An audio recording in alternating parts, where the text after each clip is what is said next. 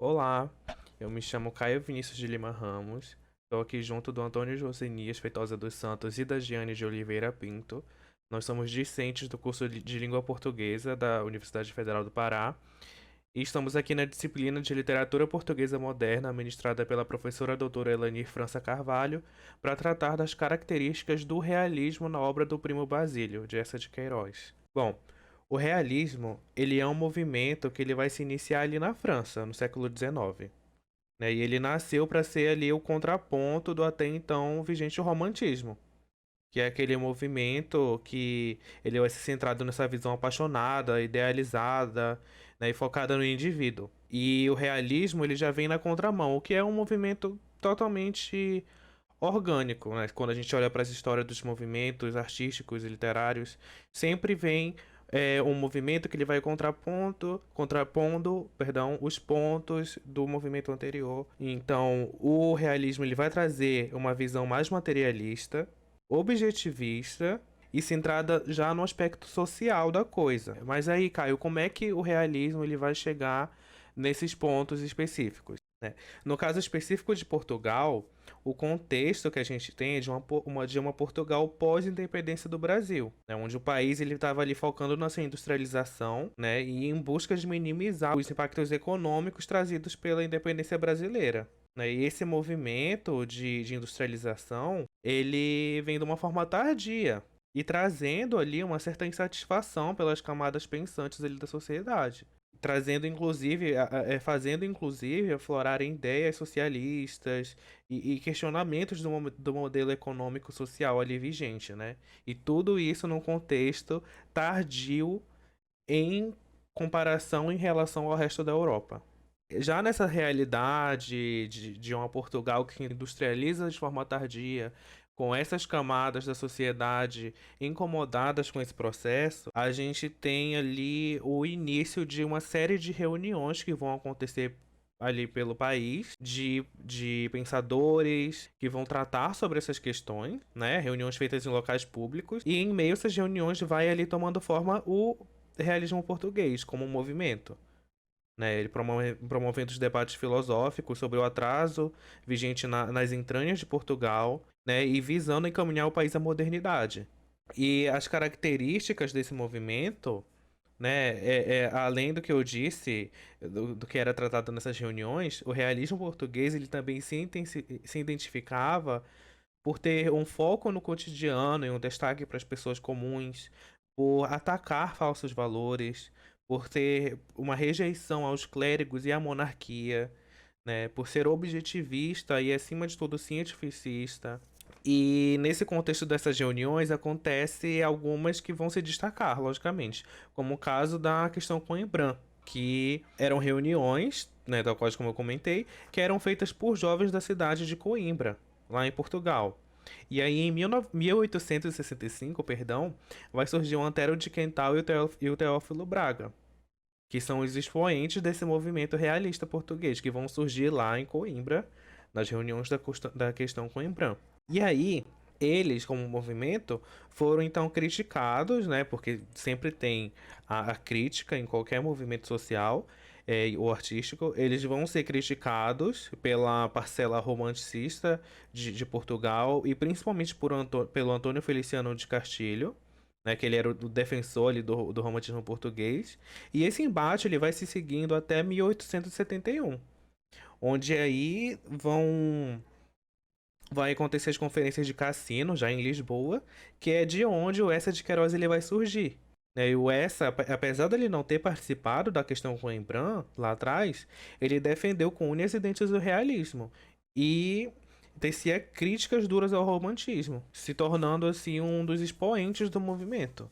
Então é nesse contexto que nós vamos tratar da questão do realismo português. Olá, eu vou falar sobre o Primo Basílio, que é uma obra do Eça de Queiroz, que ele publicou em 1878 e que vai tratar, é um retrato, né, da sociedade burguesa da época e vai utilizar ali o adultério como o tema central ali da obra.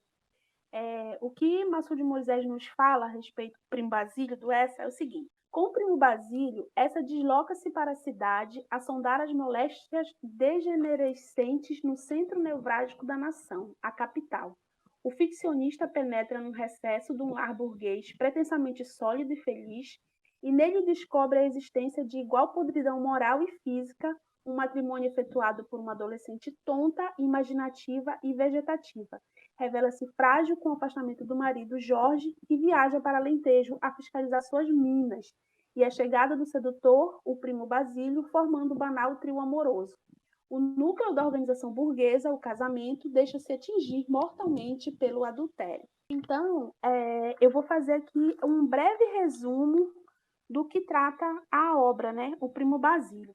Jorge e Luísa, eles são um casal pertencentes à burguesia de Lisboa, e eles vivem um casamento rodeado de convenções sociais, né? Dentro da narrativa, o Essa ele coloca ali faz um retrato ali daquele casamento, onde eles recebem amigos, eles são de uma classe alta.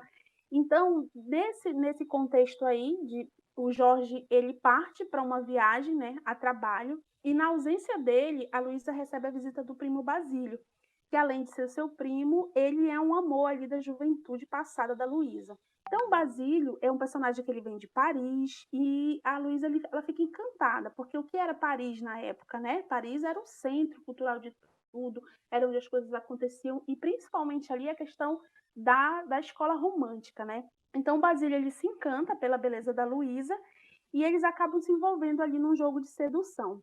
Então, eles vão se tornar amantes, vão passar a trocar cartas e bilhetes de amor, e toda essa movimentação aí do Basílio com a Luísa na casa, ela é acompanhada pela criada da casa, que é a Juliana, e a Juliana é um personagem pobre, né, que vem da criadagem, mas que almeja sair dessa situação ali de pobreza e alçar ali uma nova classe social, mudar de vida, né, ficar rica.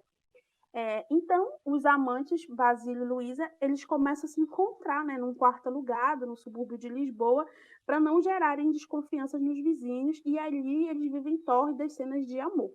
Com o tempo, essa paixão ela esfria, e o Basílio começa a tratar a Luísa com certo desprezo. A Juliana, então, ela, que é a criada que tenta a ascensão social, se apodera de alguma das cartas de amor que eram trocadas, né, pelo Basílio e pela Luísa.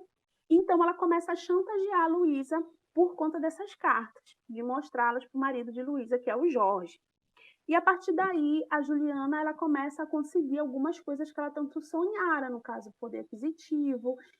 Existem cenas em que ela faz com que a Luísa faça os trabalhos domésticos, há ali uma inversão de papéis. E a Luísa, então, começa a fazer tudo o que a Juliana quer, porque ela não quer que esse segredo dela seja revelado, né? Mas com o tempo, o Jorge ele começa a perceber que a Juliana está desleixada no trabalho de casa e acaba demitindo. Nesse momento, a Juliana exige que a Luísa pague uma quantia em dinheiro, a Luísa fica ali sem saber o que fazer e pede ajuda para Sebastião, que é o melhor amigo do Jorge e também amigo dela, que se nutre ali uma paixão platônica pela Luísa, e acaba ajudando a Luísa e conseguindo, com o plano ali, resgatar essas cartas da Juliana. No momento que a Juliana se vê sem ali o artifício que ela tinha, ela acaba tendo uma síncope e morre, né? Um ataque e morre. Então, o Sebastião pega e entrega essas cartas para a Luísa, e a partir de então a Luísa adoece. E o Jorge, que é o marido, ele tenta ali restabelecer a saúde da esposa, mas não consegue durante um tempo, e aí ele recebe uma correspondência do Basílio, que é então primo da Luísa, e ele resolve abrir essa correspondência, imaginando que seja uma questão familiar, uma vez que eles eram primos, e ele acaba, na carta, o Basílio, na verdade, está relatando ali, relembrando os bons momentos que eles tiveram como amantes, os momentos que eles passaram no paraíso, que era como eles chamavam o quarto no subúrbio que eles frequentavam. Então o Jorge se desespera ao descobrir isso, mas no primeiro momento ele não confronta a Luísa, ele na verdade acaba se acovardando. E depois que a Luísa melhora, ele acaba confrontando a Luísa com a questão das cartas, a Luísa sofre um choque muito grande e alguns dias depois ela morre. Esse daí é o resumo do livro, né? Do que acontece. Só que é o resumo do resumo, né? A obra ela tem muito mais camadas. Eu vou falar um pouquinho sobre os personagens agora, que os próprios personagens, eles vão ser utilizados como... A gente pode verificar características realistas na construção desses personagens do Essa.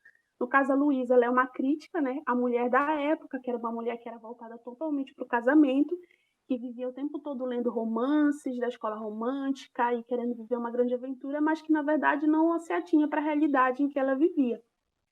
O Jorge, que é o marido, né, ele é um cara o tempo todo centrado, que acaba se casando muito cedo, de forma muito rápida, que está sempre voltado ali para os próprios negócios e também é da burguesia. O Basílio, né, que é o primo da Luísa, que vem de Paris, e aí tem toda aquela experiência de ter é, conhecer os romances e ter viajado por várias cidades, inclusive uma curiosidade do Basílio é que ele morou no Brasil, né, na obra ele vem de Salvador e tem um trecho que ele coloca que acredito que Salvador, a Bahia não estragou o Basílio, ele veio mais bonito do que ele já era, alguma coisa nesse sentido.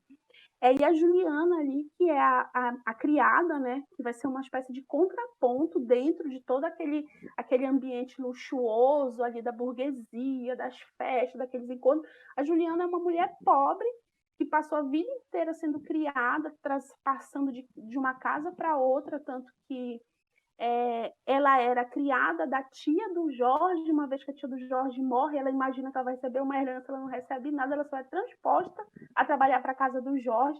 Então, a Juliana ali tem aqueles desejos, ela é um personagem, ela é colocada, muitos autores, o que a gente leu, né, colocam a Juliana como um personagem muito complexo e o mais rico da obra. A gente não vai muito se aprofundar nisso, que aí seria um outro seminário para falar só sobre esse personagem da Juliana, mas a Juliana ela é descrita como uma mulher mesquinha, uma mulher que azeda, ambiciosa, mas ao mesmo tempo todas essas características dela são justificadas em virtude de todas as humilhações que ela sofre por estar ali na classe trabalhadora. Aí nós temos o Sebastião, que é o melhor amigo do Jorge, a Leopoldina, que é uma mulher adúltera, que acaba influenciando a Luísa, o conselheiro Acácio, que representa ali, dentro dos personagens do Essa, um cara que está ali ligado aos valores do passado, ele é hipócrita. E a Dona Felicidade também, que ele utiliza esse nome, Dona Felicidade, na verdade ela é apenas uma mulher que está sempre envolta em fofocas. Vou selecionar alguns trechos do livro para a gente conseguir identificar essas características do realismo e também conseguir verificar como que esses personagens estão dentro da obra, né? Alguns deles. Luísa espreguiçou-se. Que seca ter de se vestir. Desejaria estar numa banheira, de amorosamente, o seu pé pequeno, branco como leite, com veias azuis, pensando numa infinidade de coisinhas, em meias de seda que queria comprar, no farnel que faria Jorge para a jornada, em 3 guardanapos que a lavadeira perdera. Nesse trecho, a gente pode identificar a figura burguesa da Luísa, né? Ela não tem preocupação nenhuma, ela está ociosa, ali envolvida em luxo. Olha, os pensamentos dela estão ali em infinitas coisinhas, ou seja, ela leva uma vida fútil. Ou seja, é um retrato da mulher burguesa da época, né? Que ela vivia para o casamento e para as coisas do lar. E aí a gente consegue também ver a característica do realismo, que é a crítica social, né? Ou seja, também que é uma crítica ao romantismo, aquela coisa antirromântica do realismo. Nesse trecho, essa ele vai falar um pouquinho ali sobre como seria ali a vida social daquela família, né?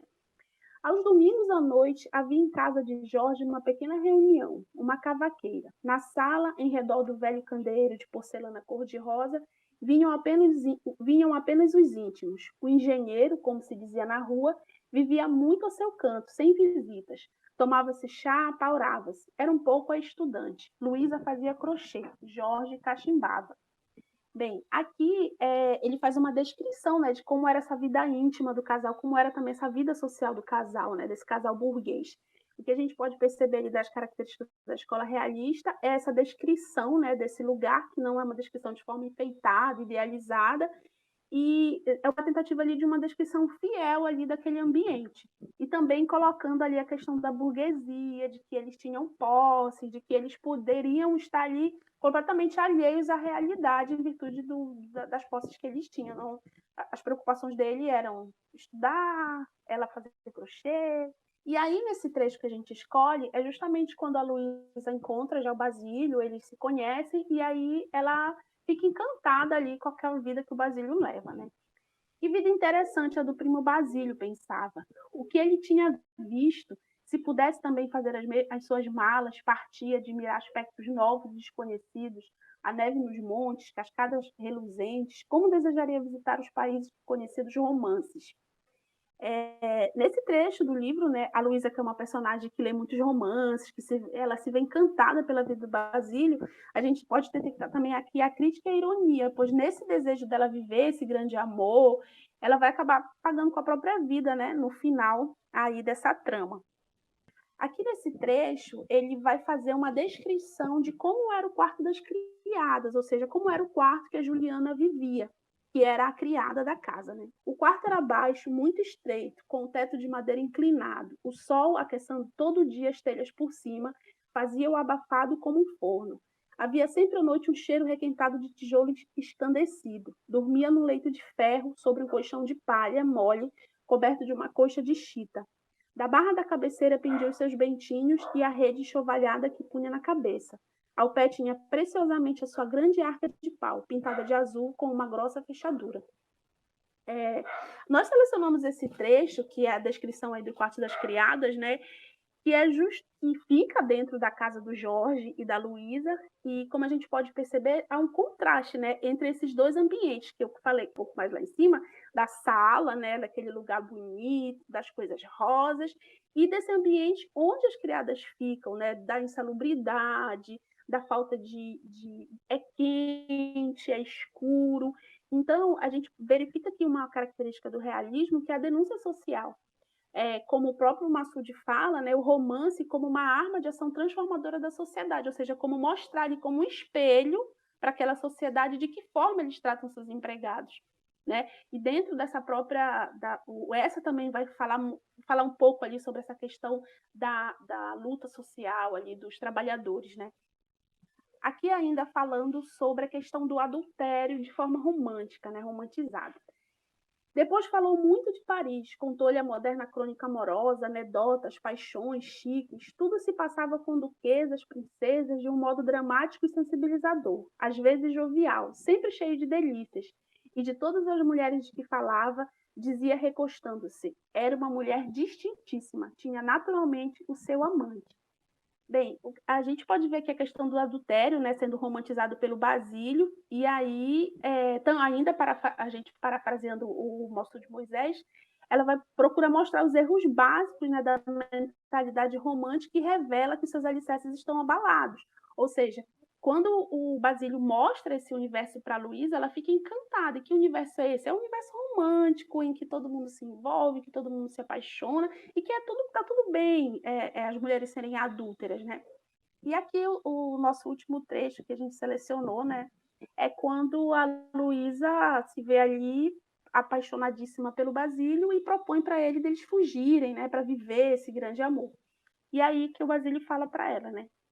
Estás douda, Luísa. Tu não estás em ti. Pode lá pensar-te em fugir? Fugir é bom nos romances. E a gente escolheu aqui esse trecho também, que vai marcar que uma das características é essa ironia do essa, né? E quando a Luísa pensa em fugir com o Basílio para viver esse amor, justamente o Basílio fala para ela que fugir é bom nos romances. Ou seja, embora ele seja um personagem que esteja ali inserido na questão romântica, que ele lê os romances, ele utiliza aquilo ali apenas como um subterfúgio para seduzir as mulheres.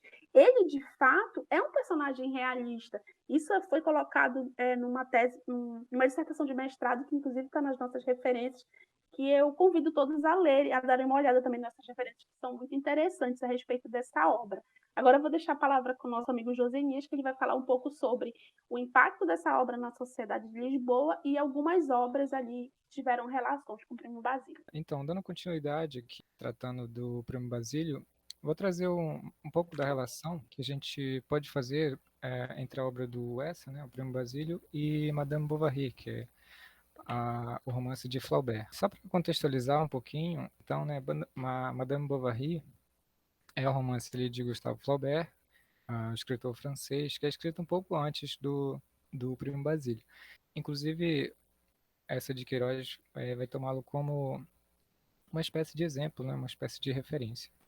Bom, esse romance, né, vai tratar de forma muito semelhante ali ao que a Jane relatou do Primo Basílio, de uma relação, um casamento, que onde a protagonista, né, que é a Emma Bovary, por também influência das suas leituras, da sua criação romântica, ela vai também cair nos erros ali, né, do adultério e acabar trazendo muitos problemas para si própria e para a família, né, para o marido e para o filho. Então, o que a gente pode identificar de comum nessas duas obras, né, a gente identifica, é uma temática onde a leitura feminina é retratada, né, e a influência dessas leituras, né, de romances românticos. A gente vê também a transgressão de uma norma social, que é através do adultério, a descrição detalhada da vida burguesa do período, e a gente vai encontrar também o fim trágico em ambas as obras. Tanto no Primo Basílio, né, como a Jane colocou, a protagonista acaba morrendo no final por decorrência de todas as suas ações, né? Também em Madame Bovary, a protagonista Emma vai acabar adquirindo dívidas e no final acaba decadente e acaba se matando. Tratando em relação à descrição detalhada, né, a gente percebe que isso é no caso, essa descrição não é idealizada, como no romantismo, como a gente colocou, acaba sendo uma influência, né, que os escritos realistas têm dos movimentos da época, como o iluminismo, todo esse movimento cientificista que aflorava ali no período, né, do século XIX. Então, sobre esse fim trágico que é observado nas duas obras, a gente vê que as protagonistas acabam embarcando nessas aventuras e criando para si próprias um fim triste, né, um fim triste e decadente. Elas acabam morrendo por decorrência dessas próprias ações, mas assim, diferente do que acontecia nas narrativas românticas, né, elas não morrem ali por causa de um amor impossível ou algo desse tipo. Elas acabam tendo esse final trágico justamente por conta dos seus devaneios, né, dessas aventuras românticas que elas almejam, que elas buscam viver. O que a gente pode perceber então aí é uma espécie de lição, né, uma advertência para demonstrar que o romantismo, quando levado ao extremo, né, poderia causar sérios danos à sociedade, inclusive ali o casamento, que é o que acontece nas duas obras. Então, tratando sobre o tópico das leituras que influenciaram as protagonistas, a professora Luciane Menezes vai colocar o seguinte: a leitura de romances que privilegiam o sentimentalismo e a realização pessoal pelo viés amoroso era atribuída à desmoralização dos costumes, e tal ideia poderia ser levantada a partir da leitura de Madame Bovary. A temática dessa obra é mais tarde recriada e transformada por essa de Queiroz, quando ele compõe a personagem Luísa de O Primo Basílio. Então, o que a gente vai perceber é que quando essa cria a personagem Luísa, né, que é inspirada na Emma Bovary, ele vai tentar demonstrar que esses romances românticos influenciam negativamente na sociedade, sobretudo no comportamento das mulheres, né? Então, especificamente, que mal seria esse, né? Então, na visão desses realistas, as fantasias românticas poderiam causar uma espécie de alienação, uma, uma fuga da realidade, o que prejudicaria o que acabaria prejudicando nessas relações sociais, sobretudo o casamento, como já foi mencionado. Bom, tratando um pouco do adultério, que é retratado nas duas obras, a professora Menezes vai dizer o seguinte: ambas as personagens também repetem para si mesmas exatamente a mesma frase, o que reforça a ideia do encantamento diante da experiência do proibido, da transgressão. E dizia consigo mesma: tenho um amante, deleitando-se com essa ideia, como se fora uma nova puberdade que lhe sobreviesse. Essa então é a fala da personagem Emma no romance Madame Bovary. Continuando então, Luísa, por sua vez, também constata. Imóvel no meio do quarto, os braços cruzados, o olhar fixo, repetia: tenho um amante. Essa então já é a fala da personagem Luísa, né, de Um Primo Basílio. Então a gente percebe uma semelhança. Então, nesse comportamento aí dessas duas personagens, de ficarem relembrando esses momentos que elas estiveram ali com seus amantes, a gente identifica o que seria ali o ápice, né, dessas aventuras românticas. o momento em que elas sentem que estão realizando as fantasias que elas sempre sonharam, né? Essas personagens vão se sentir vivendo no mundo que elas idealizaram e que é como se elas estivessem ali vivendo num verdadeiro romance romântico, né? E por isso elas não demonstram arrependimento ou nada do tipo. Bem, falando um pouco geral do que já foi apresentado, então, a gente verifica o escritor Eça de Queiroz, né? Foi um grande nome do realismo em Portugal, é considerado um dos maiores escritores de Portugal desse período, né? E em Primo Basílio a gente encontra um exemplo bem característico, né, bem didático do que foi o realismo em Portugal. Os traços, o estilo, a construção dos personagens, isso tudo nos mostra que o realismo se baseava numa ideia de arte engajada, né, que buscava não só recriar os acontecimentos daquele período, da sociedade, mas também buscava trazer à tona os problemas das relações daquela época. Né?